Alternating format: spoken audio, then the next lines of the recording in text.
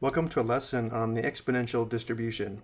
The exponential distribution is often concerned with the amount of time until some specific event occurs. For example, the amount of time beginning now until an earthquake occurs has an exponential distribution.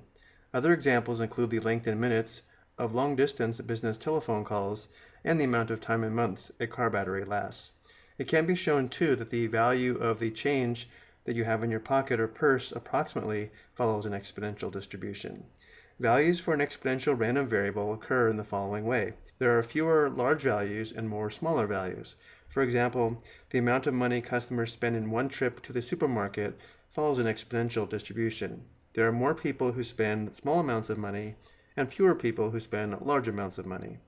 Exponential distributions are commonly used in calculations of product reliability or the length of time a product lasts. As an example, let's let the random variable x equal the amount of time in minutes a postal clerk spends with his or her customer. The time is known to have an exponential distribution with the average amount of time equal to 4 minutes, meaning the mean or mu is equal to 4 minutes. X is a continuous random variable. Since time is measured, it is given that mu, or the mean, is 4 minutes. To do any calculations, we must know m, the decay parameter, which is equal to the reciprocal of the mean, or 1 divided by mu. In this case, m is equal to 1 divided by 4, which is equal to 1/4, or 0.25. The standard deviation, sigma, is the same as the mean. Exponential distribution notation is shown here, where again m is a decay parameter, which in our case, again, is 0.25. The probability density function is f of x equals m times e raised to the power of negative mx, where e is an irrational number, approximately 2.718. In this example, since m is equal to 0.25, the probability density function is f of x equals 0.25 times e raised to the power of negative 0.25x, where x is at least 0, and again m is 0.25. The cumulative distribution function gives the area to the left under the exponential distribution, which is given by big F of x equals 1 minus e raised to the power of negative mx, or in our case, big F of x is equal to 1 minus e raised to the power of negative 0.25x. Let's look at the graph of the probability density function, which is here on the coordinate plane. Notice how there are more smaller values and less larger values in the exponential distribution. And now let's find some probabilities. We want to find the probability that a postal clerk spends less than 5 minutes with a random customer, which is a probability that x is less than 5. To find this probability, we will have to use the cumulative distribution function, which is big F of x equals 1 minus e raised to the power of negative mx, and this gives the area to the left of the value of x. So for the probability that x is less than 5, going back to the graph, here's where x equals 5. Because we're looking for the probability that x is less than 5, we want to find the area under the curve to the left of 5, which is this area here, which is on the left, and therefore we simply substitute 5 into the cumulative distribution function to find this probability. So the probability is equal to 1 minus e raised to the power of negative 0.25 times 5. Going back to the calculator, we have 1 minus second natural log for e raised to the power of negative 0.25 times 5. Enter. To 4 decimal places, we have approximately 0.7135. which is 71.35%. For number 3, we're asked to find the probability that a postal clerk spends more than 6 minutes with a random customer, which is the probability that x is greater than 6. To find this probability, we need to find the area under the probability density function. So here is x equals 6.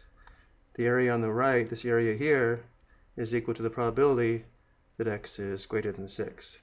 But remember, the cumulative distribution function gives the area to the left, not the right, and therefore to find this area, we will have to find the area under the entire curve, which we know is equal to 1, this area here, and then subtract the area to the left of 6, which is this area, which will leave us with the desired area, which is the area to the right of 6, this area here.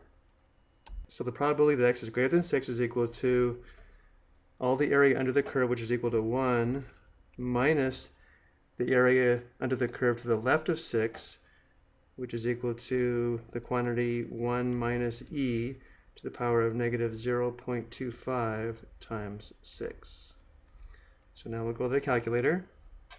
We could simplify this expression, but we'll go ahead and type it in just like it looks. 1 minus, open parenthesis, 1 minus second natural log for e to the power of negative 0.25 times 6, right arrow, close parenthesis, enter.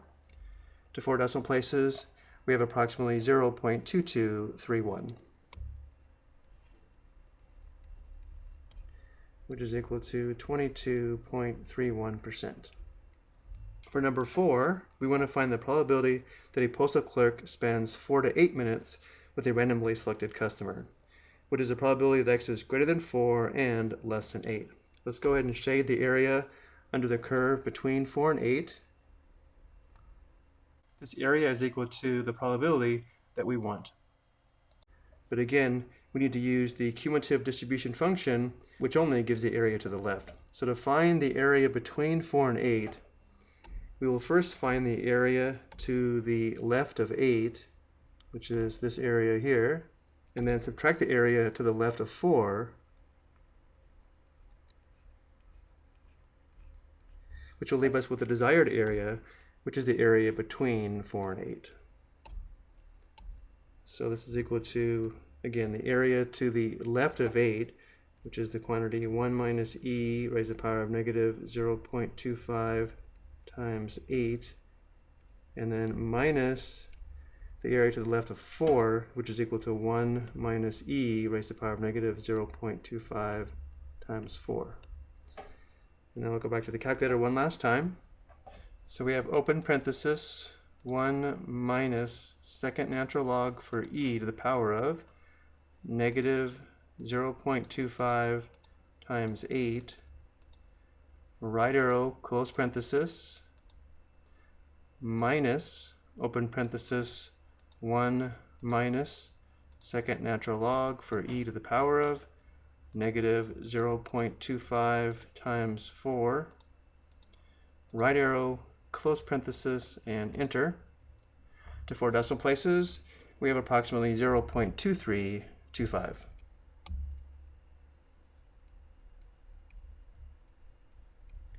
Which is equal to 23.25%. I hope you found this helpful.